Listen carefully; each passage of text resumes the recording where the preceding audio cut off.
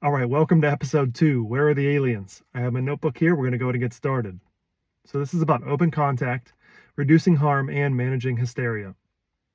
And the question I have for you first is, what is your harm minimization strategy and the conclusions in preparing humanity for open contact and other seasons of change in life? Hi, my name is Kyle Damon. I'm a project leader and co-founder at Elevated Executive, and I'm making this video series for mental health advocacy and harm reduction. This video was made specifically for leaders and aspiring leaders tasked with guiding organizations, families, and communities. I'm making this series to elevate the conversation about what it means for governments to openly admit they've interacted with extraterrestrial civilizations and what those beings have to say about us, our planet, and perhaps our future. It's something I've studied for the last 20 years, and now it's time to share what I know. Still, one common thread connects the quality of our communities and our lives. Of course, that's leadership. Leadership isn't just about guiding people to better outcomes. It's about knowing what to do when people are afraid and acting irrationally, often based off religious, superstition, or some unchecked mental bias or imbalance that has them acting erratically. As leaders, when we can improve our thinking, we can almost always guide our people to better lives and better outcomes as a result. As leaders, we also have to know and be ready to consider what a person is ready for and whether giving someone added responsibility will strengthen them and help them rise to the occasion or send them backward into addiction or excessive stress. In today's video, we're going to discuss the community-wide emotional and political transformations that extraterrestrial presence will catalyze in society.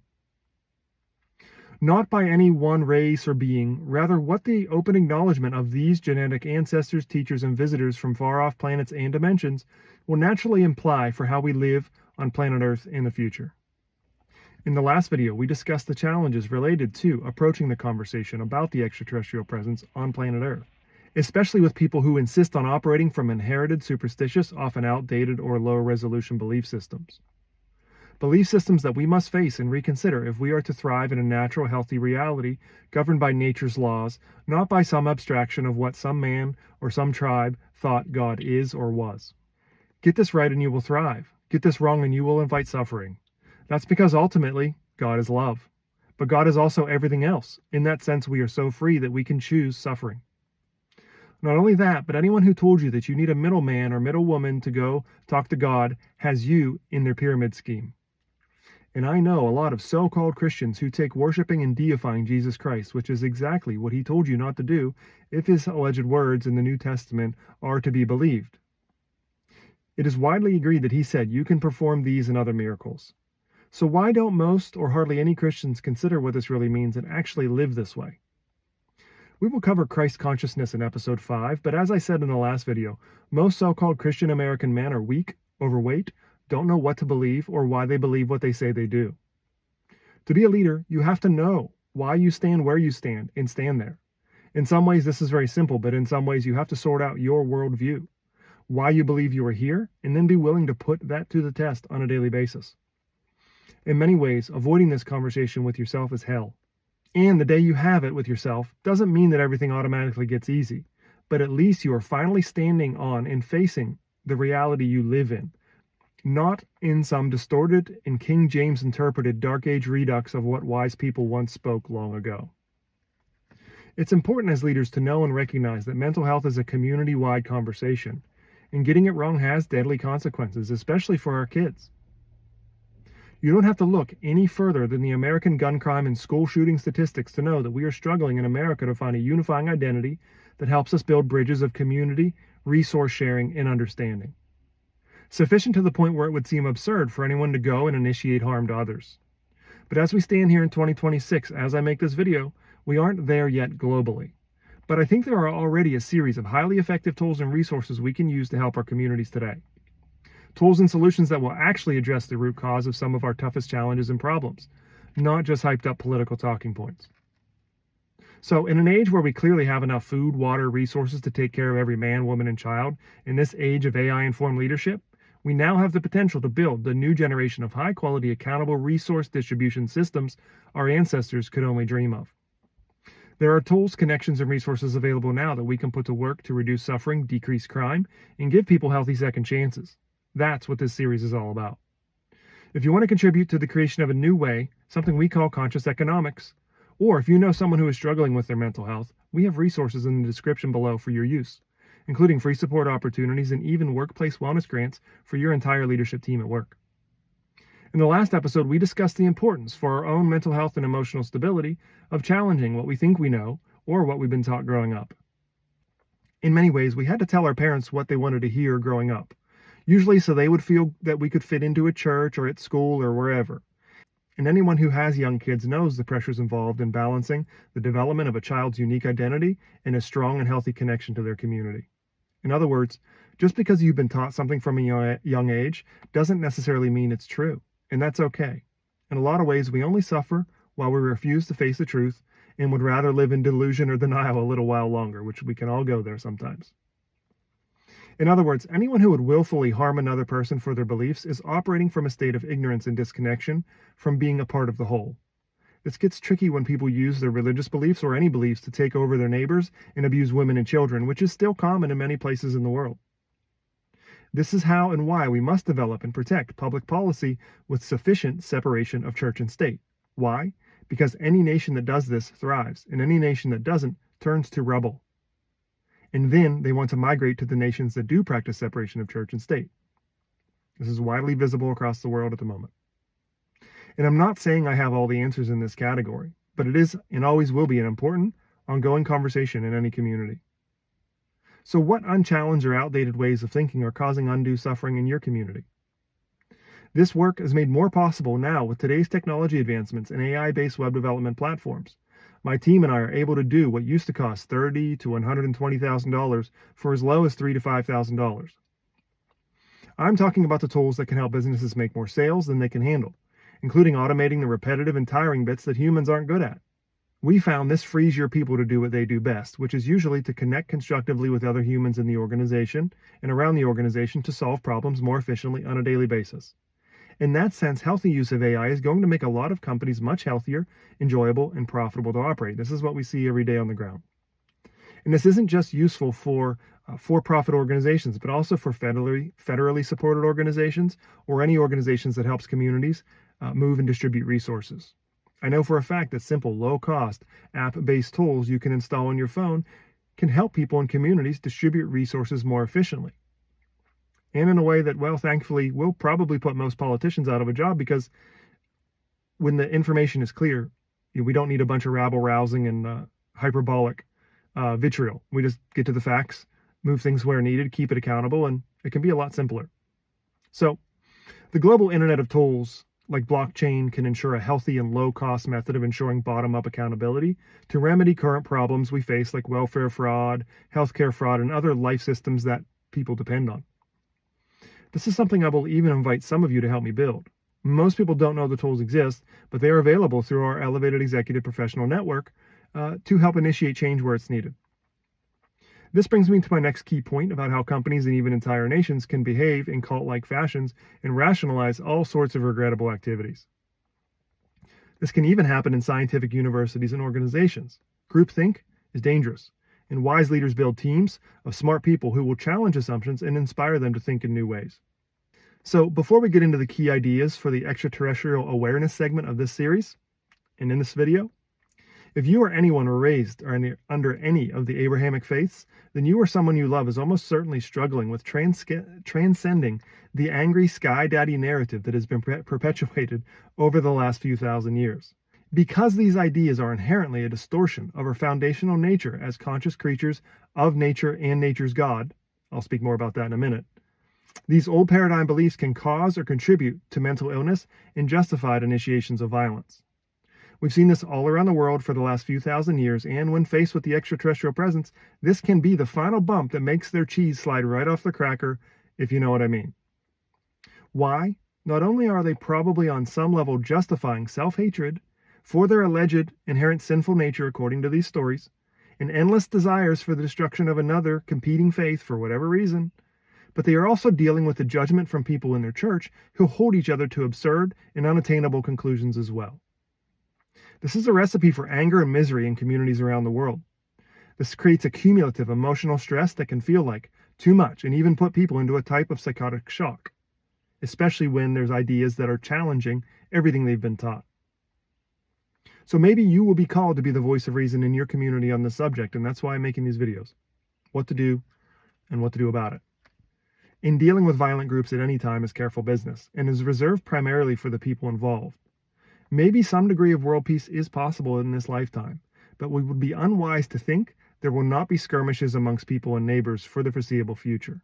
In that sense, laying down arms and picking up a peace sign doesn't yet seem like the wise move, so for now, I will resort to speaking softly and carrying a big stick. These are the challenges of our time, and I say if you care, I suggest you get involved in a way that reconciles your angry, anxious, or fearful spirit. In many ways, nothing dispels anxiety like action, and action is the only way to get better information about the cause you say you care for. So what do you think about the Abrahamic faiths? There is a lot of wisdom in those books, but also a lot of justified bloodshed. It still surprises me that most so-called Christians don't know that Christianity, Judaism, and Islam all stem from the same origin story. So, how do we separate the violence and embrace the valuable lessons of unity, kindness, community, and accountability that all three of these faiths claim to be based on? So, how do we recognize in an age of globalization and moral relativism that morality and accountability still matter? Not only that, they are rational, obvious, and evolved conclusions. I would argue our future depends on our ability to cooperate and see the big picture that we are all part of. Something we can do at a global scale with satellite internet and low-cost tablets that help everyone learn, read, do math, grow food, and maybe even to some degree, initiate self-defense. What does it mean to be a sovereign person in a sovereign nation where in some ways we are all connected through our pollution footprint, the missiles we build and send to other nations through the tax dollars we contribute, and other uncomfortable truths behind being a technological primate on a blue ball spinning through space? I personally believe the future looks bright, and that always starts with each person on a personal level. In that sense, I think as a society we are being asked to sort out the lessons of our inherited history and to separate them from the unchallenged inherited dogma that still seems to perpetuate to some degree today. But also, and this is my sales pitch for you today, on a personal level, the quality of your life is largely determined by the quality of the choices you make. Not your president, not your mayor, you. And by you, I mean us watching this video here today. I say if you care about something, then get busy about it. It's why we are making this series today. I'm making this video at a time specifically when leaders in the U.S. government are discussing with the nation's top religious leaders and others what it means to share what they know about extraterrestrial involvement on planet Earth. Not just planet Earth, but with humanity perhaps for as long as humanity has been on this planet. To me, this is the somewhat unsettling reality we are facing, and I get it. If you're an adult busy with raising kids or a career, then uprooting and reflecting on the worldview you were taught can be unsettling. However, in this age of rapid societal transformation, I think it's fair to say there is a global information purge happening, from the Epstein files to the persistent international conflicts that are seeking revelation, rebalance, and resolution. The secrets everyone somehow ironically already knows are finally being brought to the surface. So, there have been some dirty deeds perpetuated by leaders in so-called high places over the last 50 years, often by people whom we appoint as moral leadership. Is it their fault, or is it our fault for electing them or letting them keep office? This is where half the people get out their torches and pitchforks and repeat barbaric cycles of initiation of violence and retaliation. And the question is, when will it end? It will end when you and I can identify something called compassion in our hearts for anyone moving through a challenge or a lapse of integrity and judgment. Running an organization is hard, and there are often temptations that come with the job. Could you do any better? Have you or anyone you loved ever tried to run a country or even an office of local government? If you haven't, then you really have no right to complain, and if you have, you understand how challenging and underpaid these positions can be. That's why this series isn't about an evolved call to leadership. Finally, at this point, I don't think you have to look any further than the 4K cameras in everyone's pocket and satellite internet that humanity is quickly assembling to recognize we are living in unprecedented times. It's truly a bad time to be a bad guy. Ultimately, to me, this series is about one thing and one thing only: rational, evidence-driven leadership that helps us shorten the cycles between good science and effective public policy. This is true at work, in our government offices, and at home. In my line of work, which is tech, team building, funding, and hiring and firing, I'm presently watching colleges graduate millions of young adults globally who are practically in debt for the rest of their adult lives. Not just that, AI is ensuring they are also virtually unemployable, and my business partners and I have decided to do something about it. As a co-founder, project leader, and copywriter at Elevated Executive, I help companies, communities, and teams commit to upgrading their technology systems so their sales flows are automated or at least semi-automated, and so their CRM and technology systems work all the way from the front of the business all the way to customer service and other essential departments. For some of you, this might sound like a bit of jargon, but it's the backbone language of all modern organizations. Those who understand this language are employable and stay close to the action. That means you are among the last to get fired or laid off, and you can finally negotiate a real salary, bonus, and equity.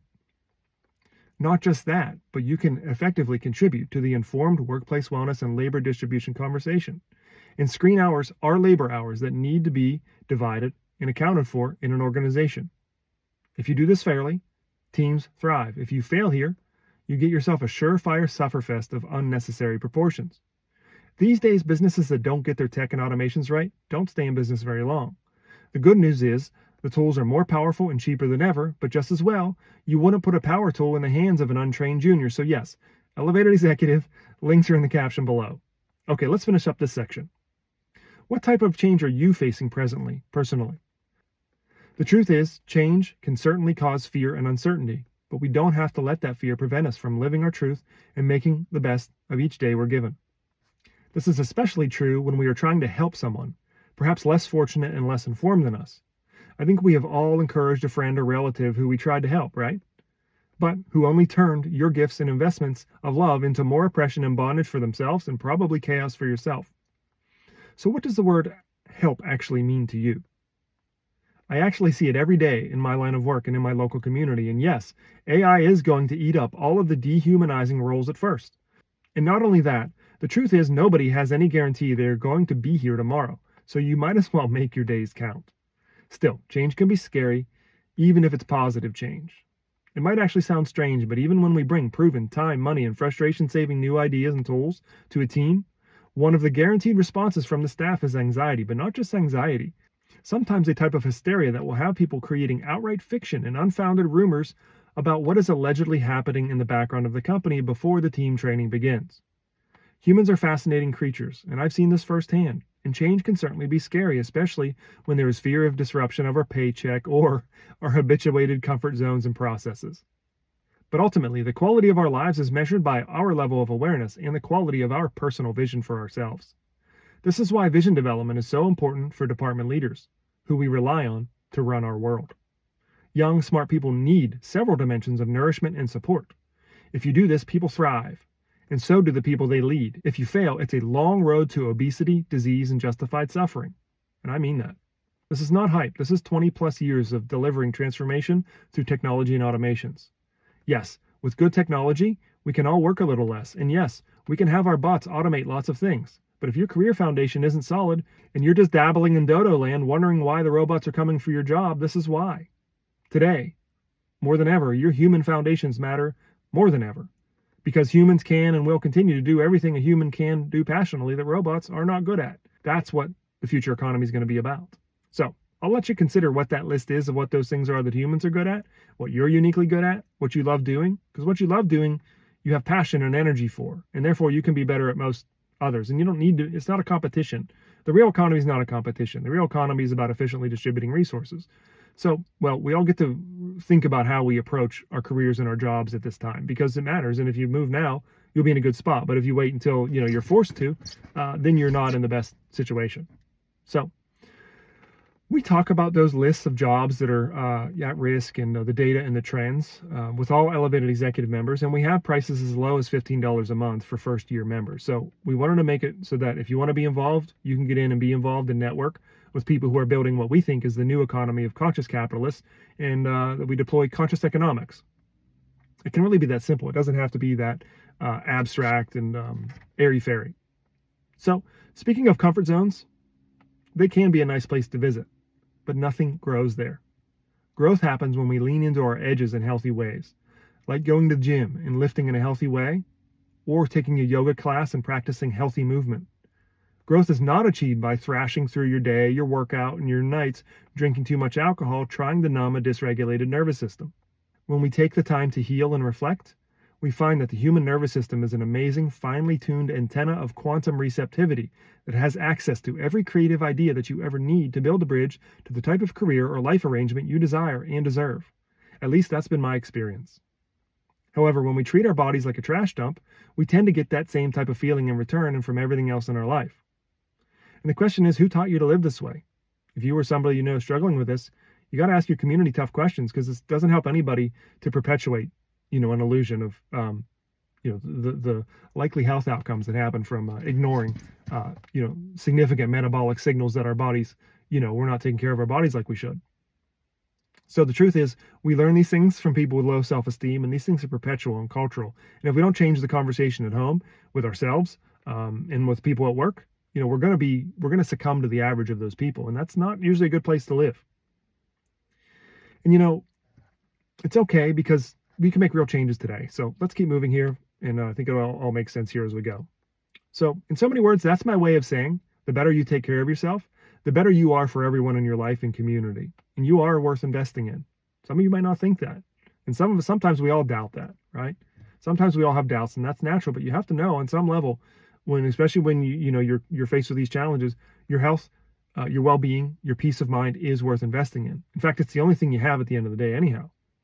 So start with sleep and nutrition, prioritize those, and identify what's stopping you from prioritizing sleep and nutrition. Write down the stories, because you can see you got stories in your head about, oh, this is this and that's that. And well, what chaos do you allow to live in your life any longer? Sometimes you need those lessons, but sometimes you say, hey, that's enough.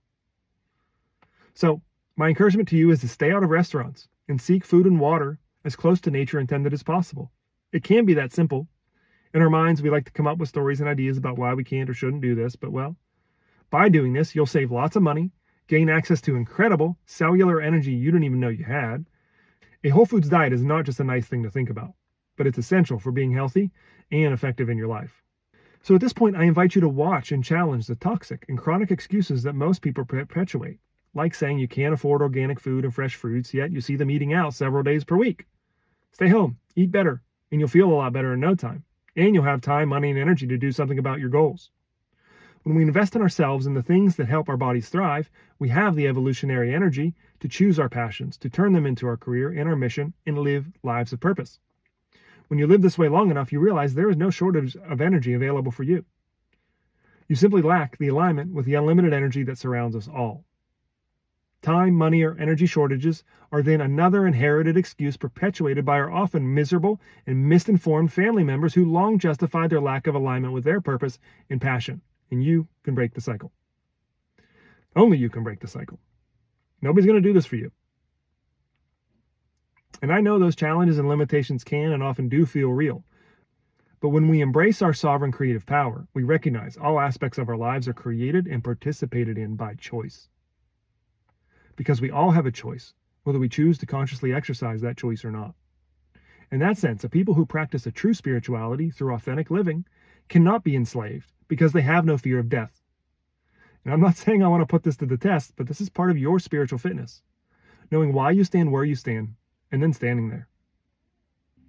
So, how do we raise brave and connected children who form, protect, and perpetuate brave and healthy societies? This is a question I think we should ask our smartest chatbots, GPTs, and alleged wise elders and leaders of even religious organizations. How to raise brave and connected children who form, protect, and perpetuate brave and healthy societies. The world is different now, and more resources are available to those seeking healing and transformation. I see it all over the country now, in the United States at least.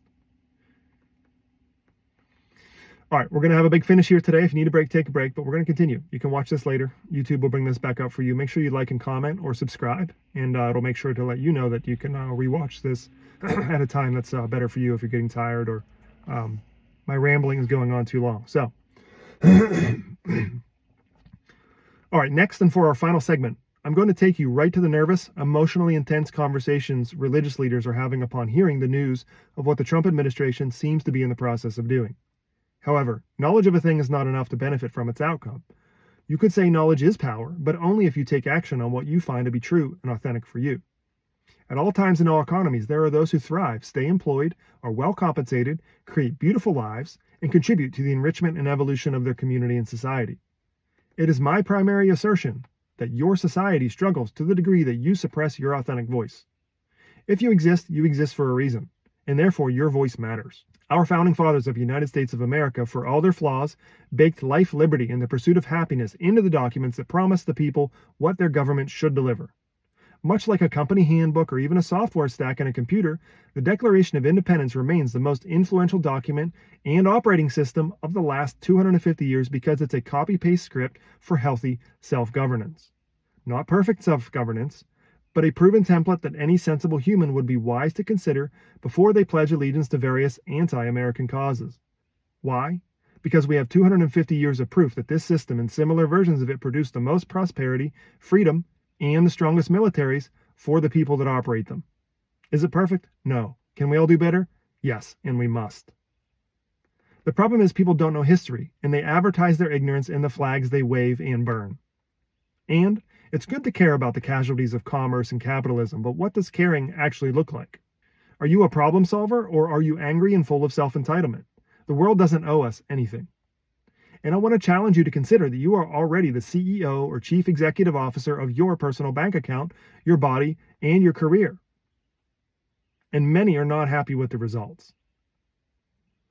It's true, many of us were not taught what it means to be a leader, how to manage teams or budgets, or how to hire and fire, but we are living in a time where it's no longer safe to hide in the shadows and stay invisible.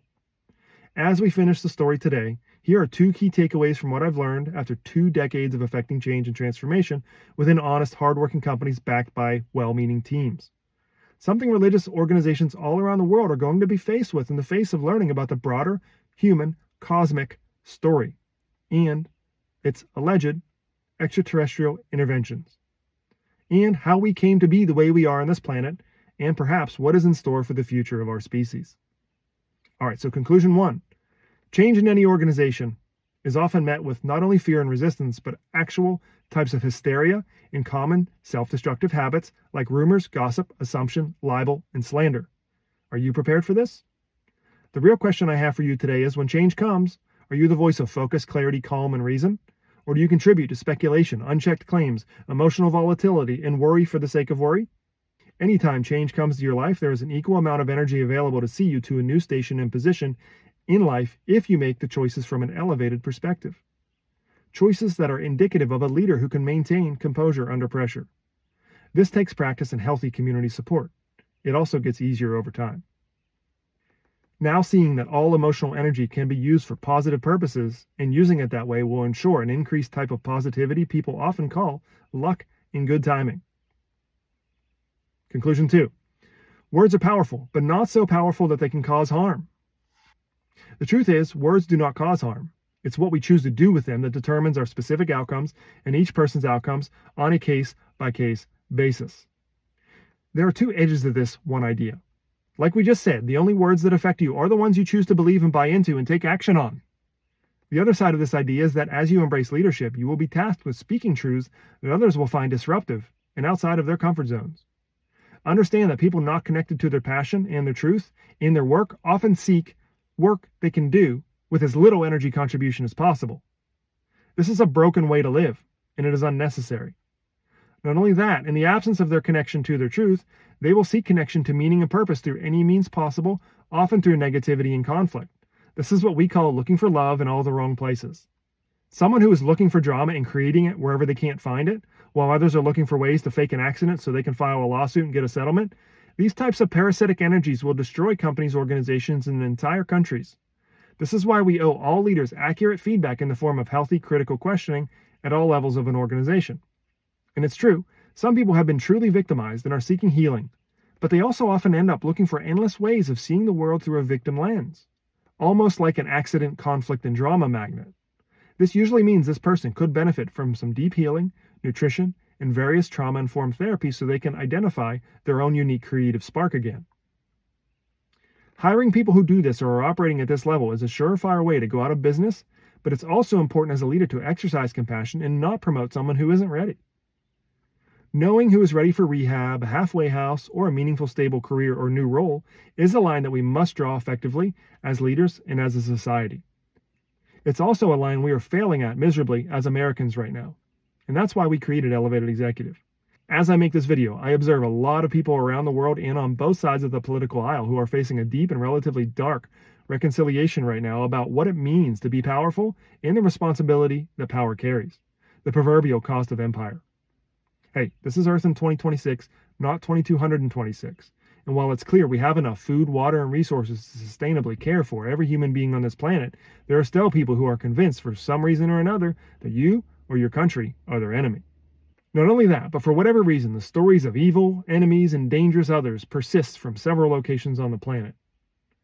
What can we do to build bridges of trust and truth in this new era of global soft superpower? These are the challenges of our time if we want to leave the world a better place and enjoy the ride we are given. We can resort to blaming our parents' generation for bad policy or whatever. However, what does that do for us now? How does that help us create a better future for ourselves? The answer is it does not. That said, I feel you still owe yourself and your ancestors your best, most intelligent, healthiest, and most fierce position you can manage. Not aggressive, not oppressive, but potentially fierce nonetheless. Not just fierce, but informed and rational. Alas, in times of extended peace, how do we keep a society fit, strong, sharp, and ready for what life on planet Earth can bring? These are the questions of our time. For me, building websites and automations from a young age has allowed me to have a lot more free time to study and learn than the average person. I'm a little bit embarrassed to share how many history books I've read in the past 20 years. It's my truth, so why not wear it, right? From a young age, I had a deep thirst to understand the breadth of recorded history and to stitch it together in my mind. More than almost anything, this patchwork has certainly shaped who I am and why I built Elevated Executive the way I have. One more final note about aliens, and then we can move on to cover a few key points that I think you would be wise to consider and unwise to ignore. We sit at a time of tremendous societal transformation on a scale that none of written history that I've studied, going back 6,000 years, has any record of, except perhaps one society whose words were baked into clay long ago. That would be the ancient Sumerians. Their stories of cosmic and potentially genetic and eventually oppressive extraterrestrial intervention on their people still echo to this day in the world's oldest Genesis stories. To the very best of my understanding and conclusion, these are, at their root, the same stories that would later become the Abrahamic stories of the Garden of Eden and the Great Flood, the same root stories that Christianity, Islam, and Judaism all share. It is now crystal clear and broadly accepted among historians that the Sumerians had advanced economies with carefully written investor portfolios documenting their complex investment books. Not only do their banks and sophisticated investment records resemble ours, but their builders use the same formulas we use today via trigonometry to create strong, lasting buildings and dwellings, something we previously attributed to the Greeks who came much later. That's a funny thing about universal truths. Do we ever find any new truths, or is truth to structure reality is built on itself? Something perhaps cultures rediscover and unlock as they reach certain understandings. After all, if it's actually true, do a bunch of people need to get together and pick up swords and force other people to believe what you believe? Nothing to me says confidence in your beliefs like trying to force others to believe it too. Now is the perfect moment to segue into a more controversial, perhaps extraterrestrial origin of the Sumerians and their lineage, which proliferates and prospers within the people of the Middle East to this day. And it's not something many of them share openly, but it informs their decisions nonetheless. To me, you don't have to look any further than a 2017 talk about aliens between Elon Musk and the United Arab Emirates Minister of Cabinet Affairs at the time, Mohammed Al-Gajawi. You can find the video on YouTube, but to paraphrase, at around minute 12, Mr. Al-Gajawi openly states that the people of his region believe their ancestors do not originate from Earth, which is essentially what the Sumerian royal families discussed through their clay tablets in a big way. Not just in a big way, but their entire society was built around embracing the coming and going of their progenitor gods on and off the planet. You'll have to do your own research, but I feel there is a growing consensus among people I would call reasonably rational historians and scientists who see this common narrative of humanoid intervention that almost all ancient societies seem to carry. To me, the Abrahamic faiths, who came later then, attempt to generalize their inherited stories and say our reality is comprised of gods, angels, demons, and humans, as if that's some semblance of fact. But what does that even mean? Does this idea help us to live a more informed reality, ready to approach the challenges of our time? I shared in the last episode how I was pushed out of the conversation at the church, at my church growing up, wanting to understand extraterrestrials, what this meant, living in a big universe, and the church conveniently and people of religious background often conveniently automatically defer the entire subject to anything extraterrestrial is actually demonic, and whatever a demon is, nobody's ever met a demon, but people from my church and adults around the world, including in people in leadership, talk about demons as if it's some sort of assertion of truth when nobody knows what they're talking about. So, yeah, this is how we help prevent hysteria. What are we talking about here? Do we know what we're talking about? Let's slow down and consider. Of course, all these stories at the time are reduced down to try to inform a relatively illiterate ancient people who mostly farmed and live on average to be around 30 years old. So no shade on our ancestors who did the best they could to make sense of their world before technology, but we live in a different time and we have to ask different questions. It's a bit wild to say this out loud, but even the term God is a highly debatable addition to most of the literal translation of our humanity's older copies of original documents.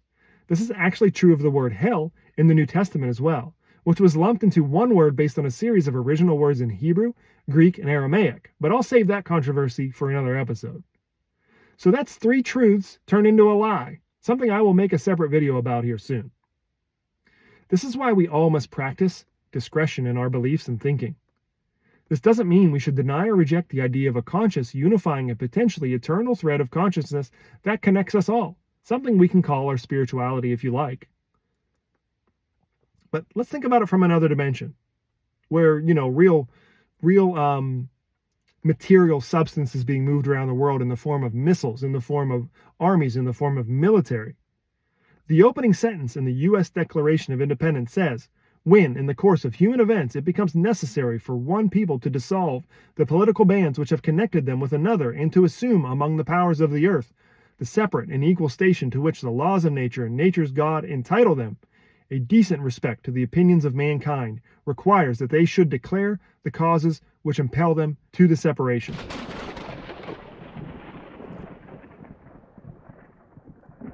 American Christians have it wrong when they are falsely taught that this nation was founded by Christians. And I know that's a controversial subject, and I mean that with all due respect. But it wasn't. A more accurate way to say it is that they were deists, in that they respect the idea of a higher order in a self-evident system of cause and effect, i.e., as they spoke and wrote it, the laws of nature and to nature's God. What does that mean? I think that's something we all get to consider. But this angry sky daddy that perpetuates in various cultures around the world, including in America, and the justifications of violence that these things perpetuate. The question is, does that archetype serve the peaceful and ecologically balanced timeline many of us sense is now finally possible when scientists can finally, openly work with the advanced clean energy production systems that have now been freely given to our societies by several extraterrestrial races? Something that, as I make this video, most governments have not openly admitted. So I know that sounds wild. We're talking about some wild stuff here, right? But anyone who is somewhat involved in the latest UFO, ET, UAP research knows this is a matter of relative fact.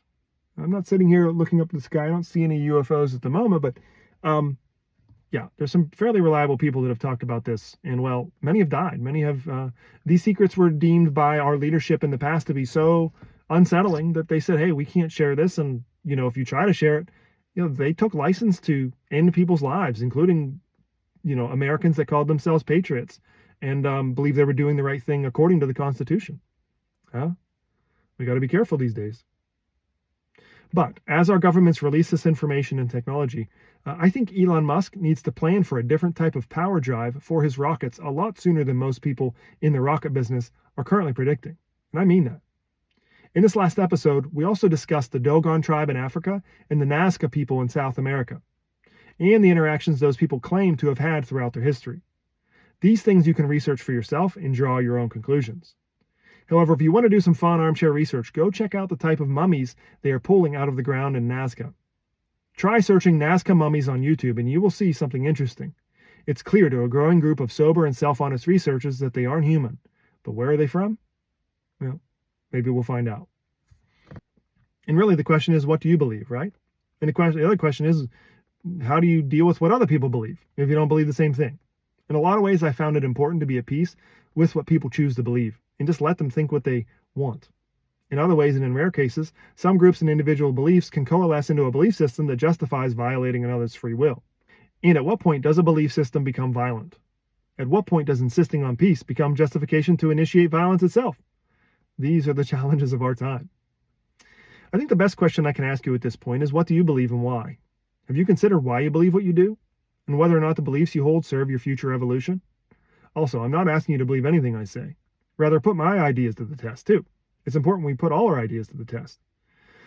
Okay, so in the final conclusion for this video, just for one last moment, wipe away everything I just shared about the possible origin stories we all share at our cultural roots and take it as a big fat maybe because it is. Who can bring in proof, right? Who's got the evidence? So, what do we really know at the end of the day? What do we really need to know at the end of the day? And if we have a hard time proving something to another person, is it even relevant or important? Sometimes it is, but sometimes it's not. Usually it's not.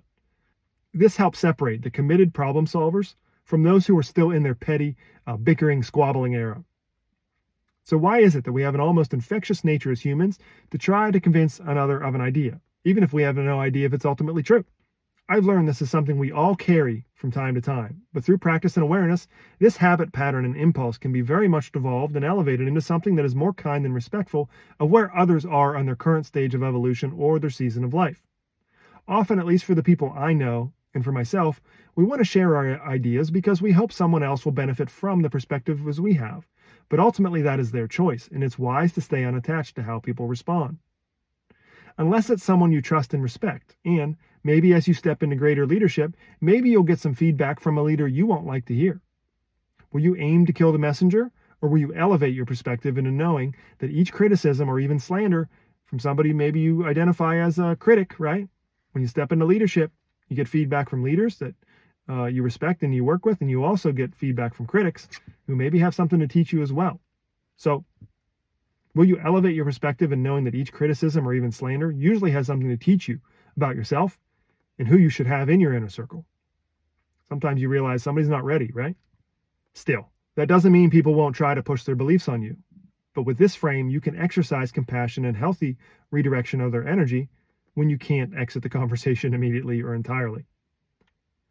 Most days, in most ways, we already have what we need in front of us to make real progress on our goals or whatever is standing between us and our goals. The obstacles point to the opportunity. The obstacles are often the opportunity. So I think it's important that as you accelerate your path toward your exciting vision, you remain respectful, patient, grounded, and kind to yourself and others. This is not always so easy and will test you as a leader. What does it mean to be truly respectful to another person?